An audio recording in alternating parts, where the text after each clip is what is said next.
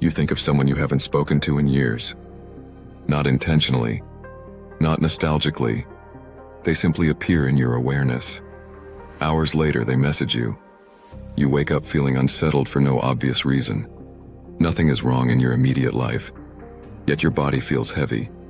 Later that day, you learn that someone you love has been struggling. You enter a room and sense tension before anyone speaks. No raised voices, no visible conflict, just a shift in the air. We are trained to dismiss these moments. We call them coincidence, confirmation bias, imagination. But physics forces us to confront something deeply uncomfortable. Distance may not be as real as we think. For centuries, science assumed locality, the idea that objects only influence each other through direct contact or signals traveling through space. Cause and effect, here and there, before and after. This assumption shaped everything, from mechanics, to biology, to psychology, to how we understand human connection. And then quantum physics broke it. In the early 20th century, experiments began to reveal behavior that defied classical intuition. Particles behaved as if they were not independent entities, as if separation was incomplete. Albert Einstein famously called this spooky action at a distance. He was not amused. He believed physics had taken a wrong turn. Einstein assumed that quantum mechanics must be incomplete, that hidden variables existed, that once we discovered them, locality would be restored. But John Bell showed something devastating.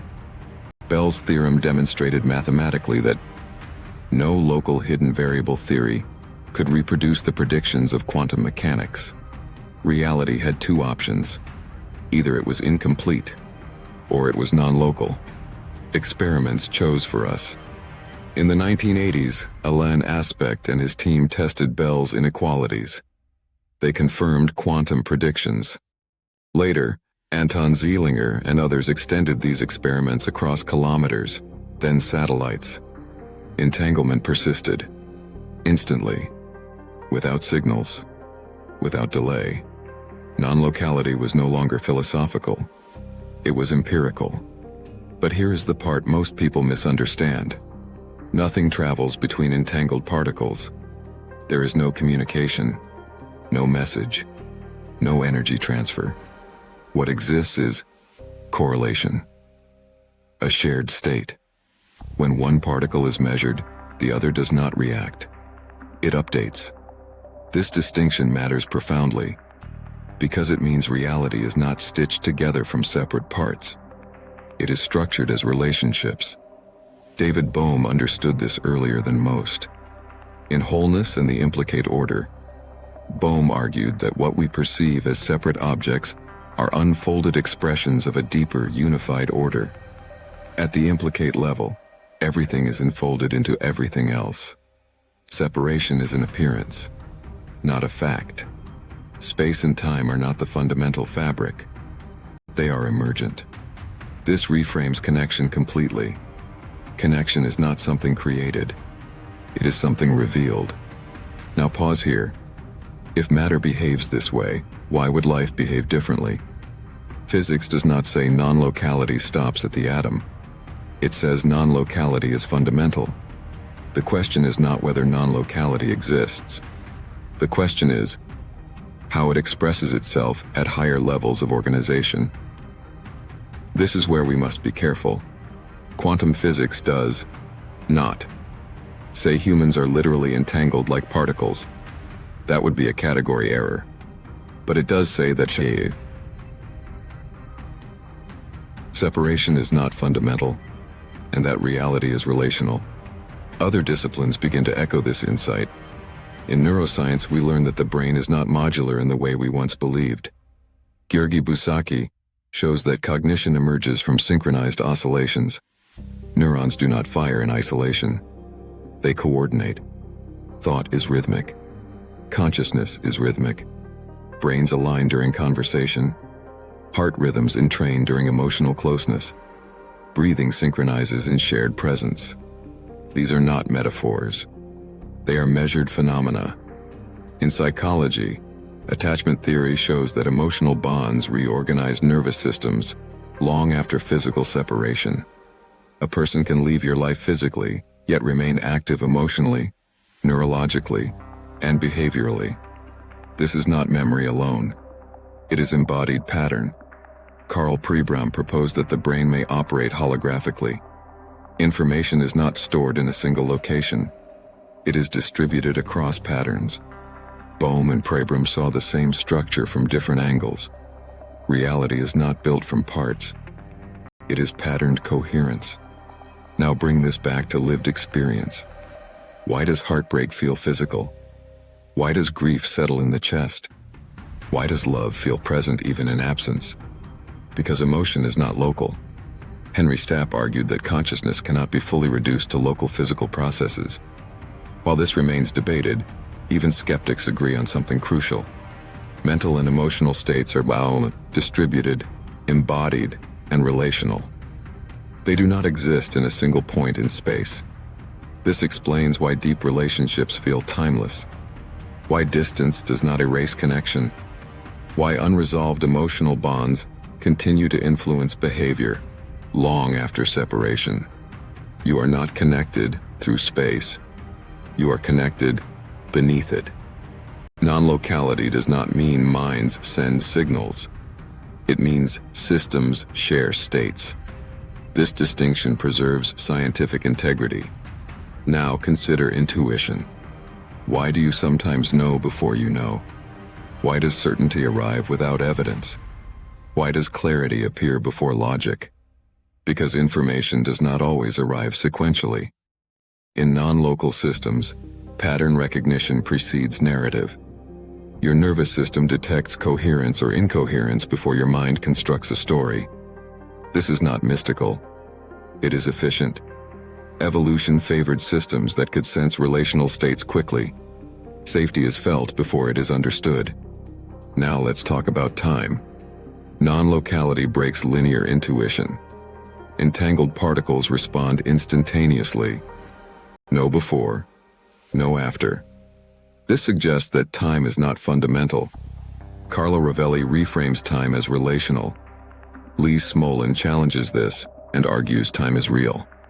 But both agree on this: time is not what it feels like. This matters for healing. When emotional wounds feel stuck in the past, they are not past. They are active patterns in the present. Healing does not move forward in time. It reorganizes the present field. This is why release can feel sudden, why peace can arrive without explanation, why closure can occur without contact. The field changed. Now let's bring in love. Love is not attachment. Attachment is local. Love is non-local. Attachment depends on proximity, reassurance, behavior. Love persists beyond circumstance. This is why love does not disappear when someone leaves. It decoheres. The access weakens. The signal becomes harder to feel, but the imprint remains. This is also why unfinished emotional bonds create suffering. They keep the field active. Closure is not an action. It is a state change. When coherence is restored internally, the relational field reorganizes. Sometimes this leads to reconnection, sometimes to peace, sometimes to silence. All are valid expressions of resolution. Now let's address responsibility. Non-locality does not mean you are responsible for others' emotions. It means you are never isolated.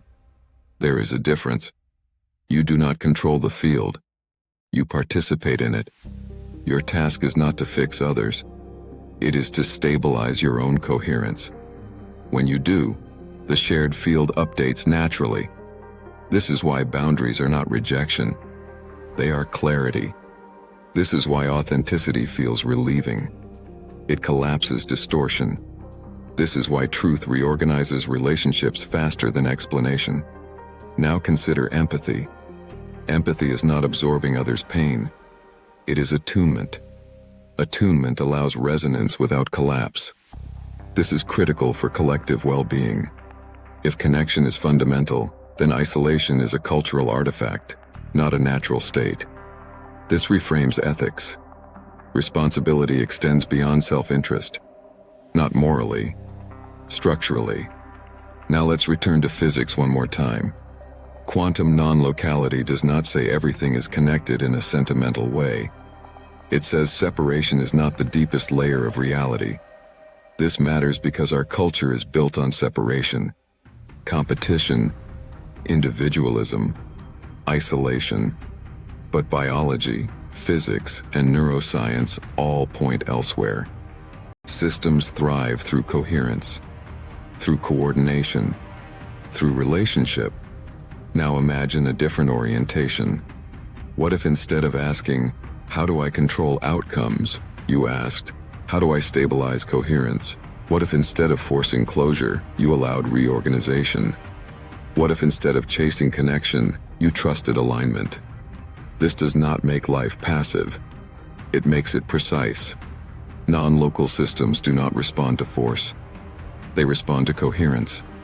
This is why manipulation fails, why authenticity succeeds, why inner work changes outer reality without strategy.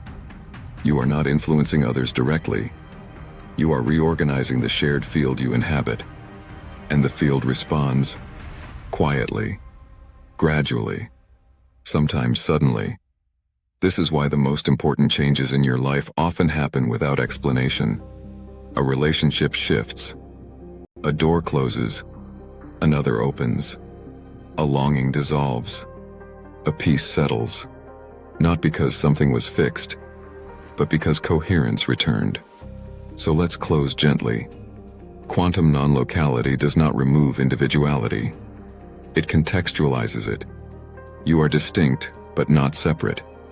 Your inner state matters more than you think, not because it controls others, but because it shapes the shared reality you inhabit. You do not need to chase connection. You do not need to force communication. You do not need to control outcomes. You need coherence. When coherence stabilizes, distance loses its power, not metaphorically, structurally. This is quantum non-locality. This is why connection transcends space and time. And this is why the deepest changes in your life often arrive quietly, without drama, when alignment finally settles in. If this episode shifted the way you think about connection, consider subscribing to Quantum Life. This channel is built for long-form thinkers who want clarity, not simplification. All the books referenced today are linked below through Amazon. Thank you for being here, and for taking the time to think deeply.